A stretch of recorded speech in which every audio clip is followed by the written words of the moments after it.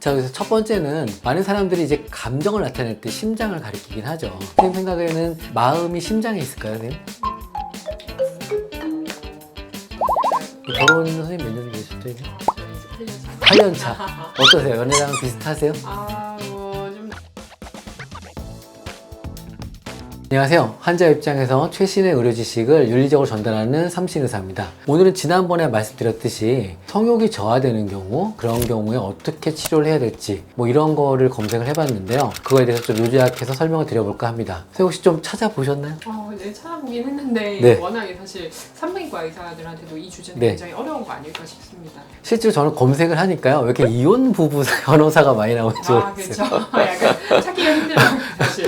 그래서 저희가 우선 말씀드리고 싶은 거는 결혼한 부부가 아이를 가지려고 할 때의 그 성기능 저하에 대한 것만 포커스를 맞췄습니다. 황혼 뭐 이럴 때 얘기하는 건 아닙니다. 그래서 이제 실제로 이제 진료를 하다 보면 어떤 내용들이 있냐면요. 언제부터 언제 사이에 이틀을 관계해보세요. 그 자연주기 날짜를 잡아드릴 때가 있어요. 근데 그럴 때 하면은 10분 중에 9분이 물어보시는 게 뭔지 아세요, 선생님? 꼭 두 날짜 다 해야 되는지. 그렇죠. 그거 하나랑 또 하나는 언제가 제일 좋나요? 뭐 이 얘기, 네. 이 두 가지 말씀하시는데 실제로 이렇게 해서 날짜를 잡아드리면 그 타이밍에 잘 잡아드려도 그 날짜에 관계가 잘 안 되는 경우가 꽤 있어요. 맞아요. 그래서 그런 경우에는 요즘에는 이제 며칠 사이에 뭐 한두 번 관계하세요 이렇게 잡아드리긴 합니다. 그러면 우리는 부부고 생물학적으로 남성과 여성인데 왜 관계가 잘 안 될까 이런 내용들이 있는데요. 성의학에 관계된 책도 있고요. 성의학에 관계된 내용들도 있어요. 그래서 이제 엄격하게 나누면 생물학적으로 내 몸에 이상이 있는지 보는 게 있고 또 정신적인 문제가 있는지 보고 사회적으로 통념 어렸을 때부터 이제 강하게 주입받거나 아니면 종교적인 문제 이런 내용들이 있고요. 그 다음에 이제 개인 간, 남편과의 사이 이런 상황에 따라서 성기능 저하가 온다 이런 내용들이 있죠. 네. 이런 내용들 중에 오늘 저희가 포커스를 맞출 거는 생물학적인 내가 하고 싶어도 잘 안 되는 경우가 정말 어떤 경우가 있는가 그 다음에 두 번째로는 우울증 같은 정신적인 거 그렇게 말씀드리고요. 이렇게 과학적으로 너무 가다 보면 실제로 이제 관계할 때 어떻게 해야 될지 모르는 경우가 있어요. 과학적으로 증명된 이렇게 시도해 보시는 게 어떨까요? 이렇게 설명을 드려보려고 해요. 자, 그래서 첫 번째는 많은 사람들이 이제 감정을 나타낼 때 심장을 가리키긴 하죠. 선생님 생각에는 마음이 심장에 있을까요, 선생님?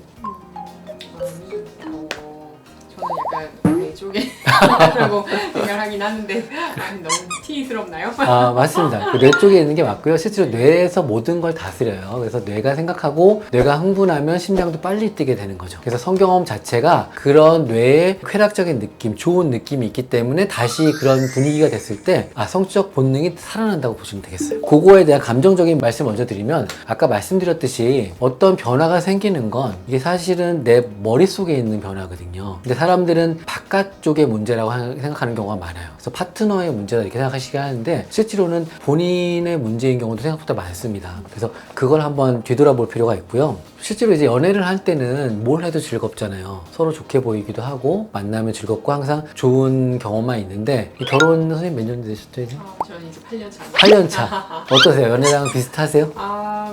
좀 많이 다르기는 해요. 어떻게 똑같겠어요? 선생님 똑같으신가요? 아니 뭐 저는 더 오래됐죠. 네. 네. 그러니까 시간이 지나면서 그 강도가 바뀌고 실제로 이제 그런 많은 의학자들이 얘기하는 건 3년 정도가 유효기간이다. 열정적인 연애는 그런 얘기를 하죠. 그래서 이제 산부인과가 보니까 이제 남성과 여성에 대해서 이제 감정적인 면을 좀 얘기를 하면 결혼을 하고 보통 피임을 오래 하시는 경우들이 좀 있어요. 일찍 결혼하신 분도 계시고 또 사회생활 하시는 분도 계시니까 네. 그런 경우 어떤 분들이 보통은 고위험군, 난임, 이게 성기능 저하가 될 가능성이 높을까요, 선생님? 보통 결혼하고 나서 아기를 처음부터 원하는 경우도 있지만 그렇지 않은 경우들도 있으니까 뭐 직장이나 이런 부분들 문제 아니면 뭐 아기 계획이 좀 나중에 있다 이런 부분들 때문에 뭐 피임을 조금 오래 하시는 경우가 있죠. 그러면은 약을 드신다던가 이런 피임 기간이 길어지면서 서로에 대한 열정이 좀 식거나 이렇게 해서 좀 리스 부부가 되는 경우도 있고 아니면 첫째를 낳고 난 다음에 뭐 육아나 이런 부분들이 좀 바빠지면서 이제 리스 부부가 되거나 관계나 이런 부분들이 좀 적어지는 경우가 있는 거예요. 그런 내용들 대부분은 그 이혼 전문 변호사분들이 잘 써놓긴 했더라고요. 거기 내용에 이런 상황 때문에 그렇다 그런 내용들이 있는데 이제 설명드릴 게 뭐냐면 어제까지 피임했으니까 오늘부터 피임 안 하니까 약이 바로 생길 거예요. 이렇게 생각하시는 경우들이 있는데 생각보다 관성이 있어서 우리 몸도 관성을 따르거든요. 그래서 매일 7시에 일어났던 사람들이 5시에 일어나지 않는 것처럼 실제로는 금방 이렇게 막 돌아오지 않는 경우도 꽤 있어요.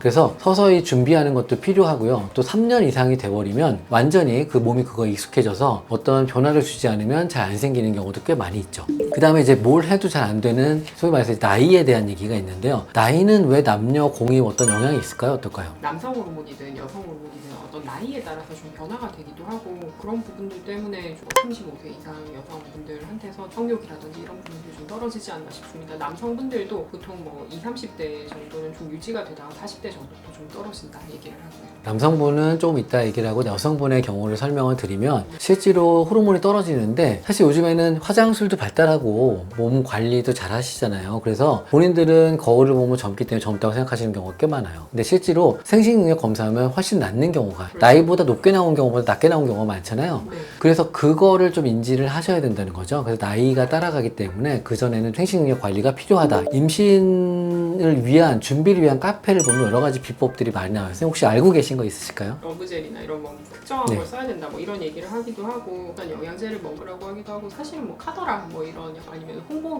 목적으로 뭐 많이 나오는 거는 많죠. 소위 말해서 유행이 있어요. 그래서 네. 어떤 담임 선생님은 그거 먹으면 안 된다 이렇게 얘기하는 경우까지 있었는데 특정 건강기능식품을 먹거나 아니면 뭘 음식을 먹거나 이런 내용들이 많은데 실제로 그 정보를 따라가다 보면 마지막에 결제를 해야 되는 거예요. 아, 그렇죠. 사실 그러니까 제가 설명드리는 건 어느 정도 증명된 거에 대한 결제는 특별히 문제가 안 되지만 유행을 따르는 건 임신은 유행은 아니기 때문에 그거는 조금 신경을 써야 된다. 좀 더 과학적인 접근이 필요하다. 설명을 한번 드리는 겁니다. 특정 쾌락을 주는 OTT나 도파민에 대한 자극을 주는 거, 그다음 스마트폰, 성적 쾌락 말고 다른 쾌락을 주는 게 인위적인 게 너무 셀 경우에 이런 성적 기능 저하가 온다고 되어 있어요. 남편분들의 경우에는